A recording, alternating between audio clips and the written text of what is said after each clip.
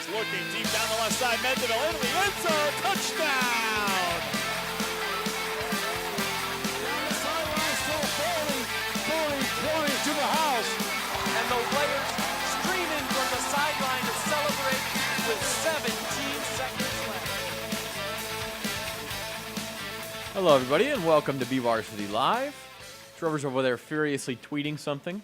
Well, I just got to make sure that people know that we're on air. We're always on air at 2 o'clock on Thursdays. People need to get with the program here. 2 o'clock on Thursdays. Skip 6 period. No, I didn't say that. To watch yourself, sir. You can watch us on demand anytime at Bakersfield.com as well after the show is over. We have a full show for you today. We have East High football in the house, the 4-0 East High Blades. I like it a lot, actually. And we also have Lexi Keene, good friend of the show, three-time defending BVarsity Golfer of the Year. Lexi Keene from Stockdale. She'll be here at 2:30. I think we should let her host. We probably should. I could just take a quick little cat. Go take a nap. Yeah, you need Seriously, one. You look like do. you need one. Thank you. No, I feel like it. She'll be here at 2:30. She's having a terrific season again. And again, the odds-on favorite to be the BVarsity Golfer of the Year for a fourth consecutive year. Yep. She does have a competitor in Maddie Daniels, junior out of BCHS. But once again, it is kind of Lexi's to lose, really, if you think about it. Yeah, absolutely. And she's the leader in the clubhouse, to use a golf term, for the very much so. Player of the Year. You're too big for that frame there. We're going to have to adjust the camera. There we go. Yeah. Hi, John. How are you? You tend to do that to cameras. You're larger than life. I don't know if I appreciate you saying that. Hey, larger than life, it's your personality. Okay. Oh, that's what we're going to go with? We're going to go with my personality? Larger than life is an expression to describe personality. Yeah, but I think you saying larger than life was a way for you to kind of cover up exactly what you were going for at first. That is you reading into that, my friend. That is not No, me that's me that. knowing you long enough to understand. That is your inference, and John Farron agrees with me as he leaves the studio. Nobody cares about us. Let's go into other stuff. Before we go in with East High football, it is a big weekend, Week 5, not just for East High, but several big games across the Central Section and for Kern County teams. Our game of the week, which you can catch live on Bakersfield.com, is Central at Ridgeview. We saw Central a couple of weeks ago. They played Liberty on the game of the week, and we were beyond impressed with what they did to Liberty, 38-0. Now they get a chance to do it again to Ridgeview. They did it to Frontier last week up in Fresno as well. That's our game of the week. Catch the pregame show at 7, the kickoff at 7:30. We have some giveaways this week again. We are giving away tickets to the Peter Pan Ballet that will be in town starting next week, and it's going to use local kids in that Peter Pan Ballet. So that's a cool deal, and you can win tickets to take your family to that if you listen to the live broadcast tomorrow evening. Elsewhere, Valencia, Bakersfield, you're going to be up in Wasco for the first time, I think, right? Yeah, first time up at Wasco, seeing a football game. Obviously, they're always very accommodating up there, so it'll be a nice game. Gosh, can you believe that SSL is already opening up league games? I know, it's already week 5. That's crazy, out of 11 regular Bakersfield season. Christian, so, I mean, you've got Kennedy against Shafter, Taft against Arvin. I mean, you got 3 SSL league games on tap this week. Yeah, it's crazy. And by the way, since we decided Trevor was going to go to Wasco, I think, on Tuesday, how many times have you mentioned that they're serving a pregame meal? And today you found out it's ribs, but I think you mentioned the fact that they're feeding you like at least once a day. I evidently am larger than life, so That's I your love food. personality. It's your personality. I love food. I'm sorry. Look up larger than life on like I know what larger than life means. One of those you were just trying urban to dictionaries. Yeah. You know. Anyway, I was not. Okay. Believe me, if I wanted to say it, I'd come out and say it. Valencia is playing BHS. That game is at Centennial. So that's BHS home field for the week of Centennial. Valencia is a very good team. So this is going to be an interesting test for the Drillers to see how well they respond. They played well last week against Chaminade. Obviously suffered their first loss against the number 12 team in the state, now number 11 team in the state. So Valencia is a good team. Valencia stayed within a – no, that's Paraclete stayed within a touchdown of Oaks Christian. Valencia They got hammered. Yeah, they played Chaminade and lost pretty good. Like 42-14. But they are not a bad team. No. So Valencia could give BHS a challenge. Centennial tries to get things going against Clovis. And then this week it's Liberty that plays a state-ranked team. And number 10, Cathedral Catholic, the best team in the San Diego and they'll section. be down in San That's Diego right. this time around. And so Liberty playing Cathedral Catholic. Several other games we can talk about in the last segment. But I'm excited to talk some Blades football and find out exactly how David Finucci has already quadrupled his win total from last year. They were 1-8 last year. They're Yep. 4-0 already. Well, and the thing is, and then we found out yesterday they're going to play 11 regular season games right. this week because it's kind of an ipso facto scrimmage tomorrow night up at McFarland because McFarland, one of those teams that was Did you just pull an ipso facto on me? yeah. Wow. That's Yeah. impressive.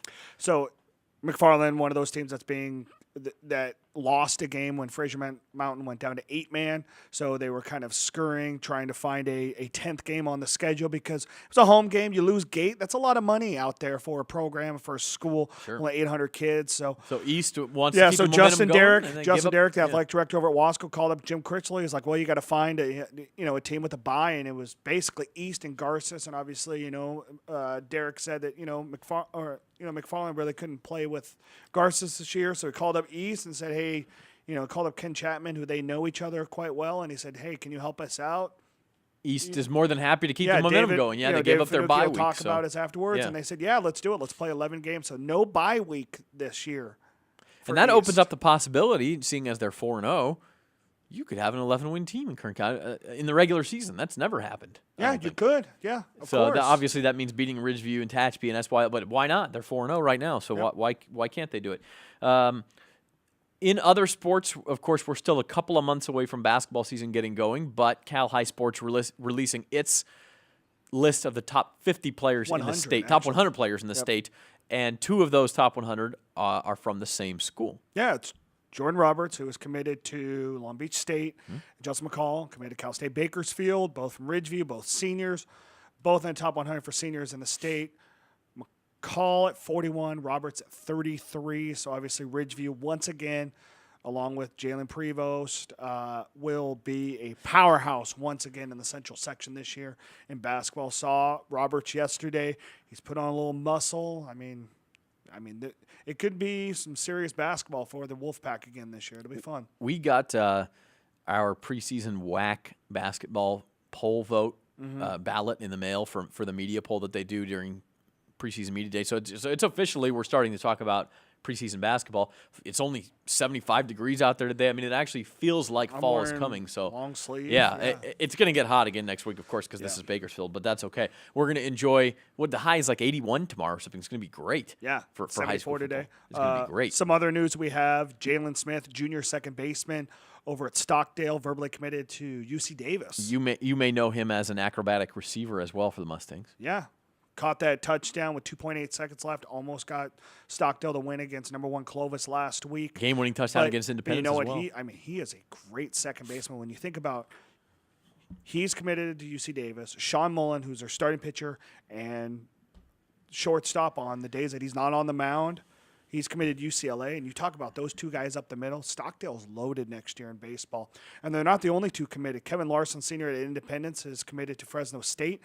Big 6'9" pitcher. And then Easton McMurray at a Liberty is committed to University of San Diego. And he's only going in his junior year right now. So you got 3 guys with 2 years left in high school baseball, verbally committed, and then Kevin Larson looking for a big senior year for Independence. All 4 of those guys in baseball committed. Big year for baseball in Kirk Yeah, it's County. impressive. And of course, with baseball, you never know. You commit to a college, you sort of reserve your spot, but you wait and see what happens with the Major League Baseball draft. Yeah. It's very common Yeah, to get very drafted much out of so. high school by a Major League Baseball team. And if they come at you with big dollars, we all want you to get your education. But Well, the big and the dollars thing are is, certainly when you hard to look turn down. When you look at a guy like Jalen, if he stays at second base, he's a big second baseman. I mean, he's 6'1", 190. That's Yeah. a big second baseman. Sure. At any level, even at the majors. So that'll be interesting to see how Well, that. and a lot of times you see guys like that moved off of that position, but that will happen down the line. That would happen in college Sure. or the pro game. So he's athletic enough to handle it. That's for sure. Let's see. You saw some tennis in the last couple of weeks, right? As well. Actually, we got a big one today. It's Stockdale versus Garces and SWIL. Both teams undefeated Wow. in league. So, Independence is undefeated in the SYL. I know that Taft is undefeated in the SSL with BCHS right behind them. So we've got some good girls tennis going on. Cross country, you saw yesterday. Cagney Duncan? SWL. Cagney Duncan handedly won the SWL meet, but Stockdale girls, man, they look deep. They had 5 of the top 7 in the league meet yesterday come through, led by sophomore Macy Cholametes. So they're very good. Stockdale sophomore Marcus Moda won the boys race in a time of 15:25, which is second best ever in the 7-year history of Yoctus Park, hosting the SWL meet for BHS. Hosting that meet, they obviously host that one every year. When you think about it, that's better than anything Blake Haney or Cameron Miller ever did at Yoctus. So, Yokits. What am I saying? Yokits. Yokits. Yeah, I think you're saying the T before the K there. Yokits. Probably. Yeah. But, obviously Marcus Moda has a bright future. Took 5th in the Central Section Division 1 last year as a freshman. Cagney Duncan, obviously on the girls' side, D3 section champ last year, took 5th in the state. The Patriots are now in D2, so it'll be a tougher field for her, but I think she's up for the challenge. And volleyball, big volleyball match tonight as well. Yeah, number 3, Clovis West, in town again after beating Centennial 3-1 last week. They're at number 5, Liberty. Boy, if they come down and beat Centennial and Liberty, and then Centennial and Liberty do what they normally do in the SWIL, Clovis West would have a very good case, and anybody who wins the track at that point would have a very good case. Well, for the right top now, seed. when you think about it, the track really has the top 3 and arguably the top 4, the top 5 teams in the Central section. A lot of people have Central a lot higher than I do, but Clovis number 1, Clovis East number 2, Clovis West number 3 in Division 1 right now, and those are my top 3.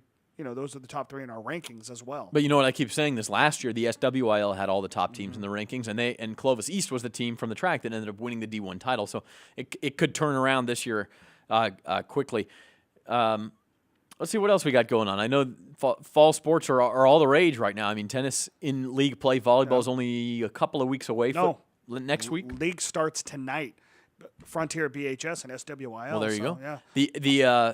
The SSL has been going for weeks because they have those extra teams. So Yep. if I ever want to punish Trevor, I'm just going to make him say Tucker Einigenberg took a run in Yokits Park 5 times fast because you will end up on the floor in the fetal position if I do that. You remember that video that Lewis tried? Einigenberg, yeah. Where he's like, "Hey, Trevor, this is how you pronounce it, Einigenberg." That was good fun. We love Tucker, a former Stockdale basketball player. Yep. Well, hey, let's take a quick break. We're going to be back already in the house. The East High Blades, they've been waiting. We're going to get them here in the studio and talk to Coach David Finucchi and his boys right after this on BVarsity Live.